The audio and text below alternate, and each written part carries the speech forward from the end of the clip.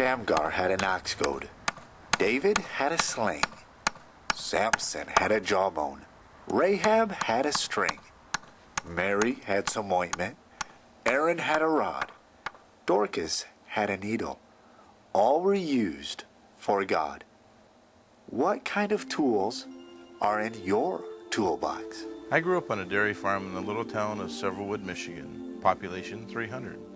I was raised by godly Christian parents who taught me to love God and never be afraid of good hard work. There was always an abundance of work with our farm and construction business, but by all accounts, I felt my life was very ordinary. I didn't think that I had any special talents or abilities to offer the Lord. Little did I know that God had placed me in this particular family and equipped me with the very tools that He would ask for me to use for Him in the future.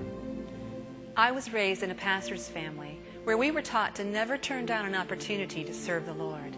Because of this, I too was given many tools I would use to serve the Lord in the future. Susan and I met at Bible college and were married in 1981. After graduating from college, we moved back to the farm with the intentions of remaining there for the rest of our lives. But I always knew that the Lord had something more for us to do. I struggled with a feeling of inadequacy and fear until one day in February 1994 when God got my attention with a farming accident in which I lost part of two of my fingers. Immediately after pulling my hand out of the roller mill, I told God I would do whatever and go wherever He asked me to go. In January of 1995, we took a huge step of faith and left the farm and our family behind to immigrate to Canada with our 4 children. We went from small-town America to big city Metro Toronto, Ontario. We became part of the staff of the FaithWay Baptist Church and College of Canada.